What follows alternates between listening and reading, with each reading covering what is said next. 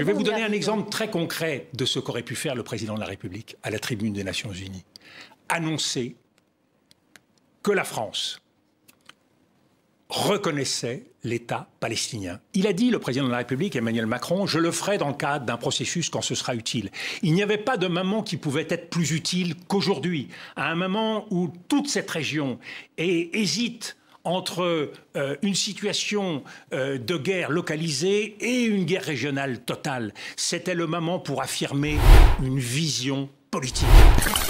Dominique de Villepin détruit Macron et Biden sur Gaza. Dominique de Villepin s'est lancé dans une critique virulente de la politique de Macron et Biden concernant Gaza, qualifiant leur approche de désastreuse et aveugle face à la réalité du terrain. Selon Villepin, l'escalade des tensions à Gaza découle directement des échecs diplomatiques de ses dirigeants qui, selon lui, n'ont pas su anticiper les conséquences de leurs actions. Il les accuse de suivre une logique de surenchère militaire sans vision politique à long terme, en ignorant la souffrance des civils et en alimentant une spirale de violence qui compromet toute solution durable au conflit israélo-palestinien.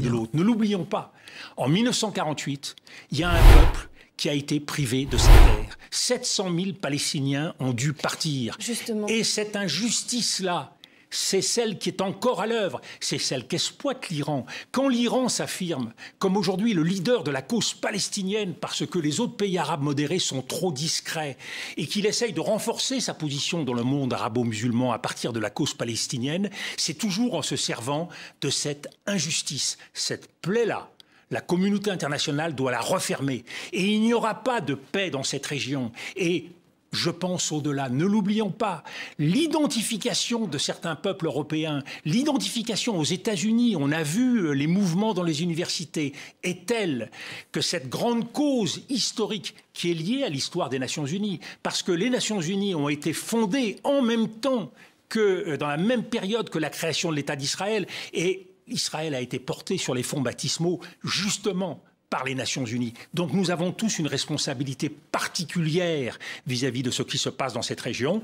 Nous devons corriger cette injustice. Comment? Et nous devons, en créant un État palestinien. Et voyez-vous, je vais vous donner un exemple très concret de ce qu'aurait pu faire le président de la République à la tribune des Nations Unies. Annoncer que la France reconnaissait l'État palestinien. Il a dit, le président de la République, Emmanuel Macron, « Je le ferai dans le cadre d'un processus quand ce sera utile ». Il n'y avait pas de moment qui pouvait être plus utile qu'aujourd'hui, à un moment où toute cette région hésite entre une situation de guerre localisée et une guerre régionale totale. C'était le moment pour affirmer une vision politique.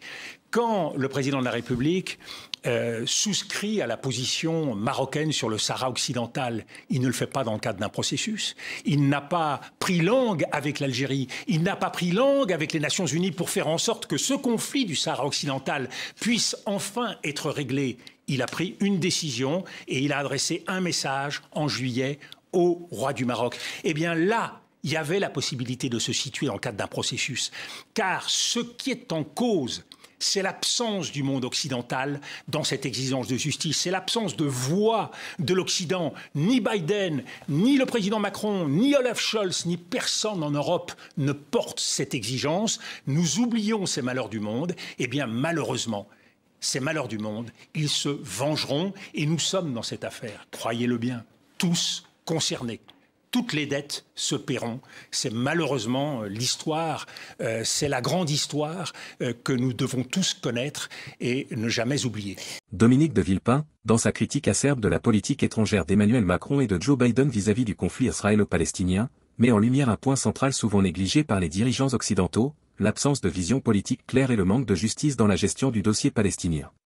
Selon lui, cette inaction face à la souffrance des civils et l'escalade des tensions à Gaza est symptomatique d'une surenchère militaire dénuée de stratégie à long terme, un échec diplomatique qui, loin de résoudre le conflit, l'aggrave. Villepin dénonce le silence et l'inaction des puissances occidentales, notamment l'inaudibilité de leur voix lorsqu'il s'agit d'exiger une justice réelle pour les Palestiniens.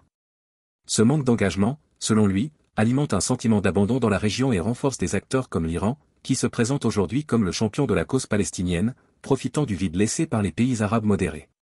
L'ancien Premier ministre français regrette particulièrement que Macron n'ait pas saisi l'occasion de l'Assemblée générale des Nations unies pour reconnaître l'État palestinien, soulignant que ce moment aurait pu être un acte politique fort dans un contexte où la région oscille dangereusement entre une guerre localisée et un conflit régional généralisé. Il considère que cette reconnaissance aurait marqué une volonté de corriger une injustice historique, celle de la Nakba de 1948, qui, encore aujourd'hui, reste une blessure ouverte pour des millions de Palestiniens et sert de point de ralliement pour les factions les plus radicales. Villepin rappelle l'importance pour la communauté internationale, et surtout pour les Nations unies, de ne pas se soustraire à ses responsabilités. Il insiste sur le fait que la paix au Moyen-Orient ne sera possible que si cette injustice originelle est adressée et réparée par la création d'un État palestinien, un engagement moral et historique auquel les Nations unies sont liées depuis leur fondation. En conclusion, Dominique de Villepin soulève ici une question fondamentale: face à l'échec des stratégies actuelles au Moyen-Orient, est-il temps pour la France et les grandes puissances occidentales de reconnaître officiellement l'État palestinien et de revoir leur approche? Pensez-vous que cela pourrait vraiment changer la donne et ramener la paix dans la région, ou bien cela ne ferait-il qu'alimenter de nouvelles tensions? Qu'en pensez-vous? Laissez vos réflexions dans les commentaires, et partagez vos idées sur ce que devrait être la voie à suivre pour une paix durable. À très bientôt.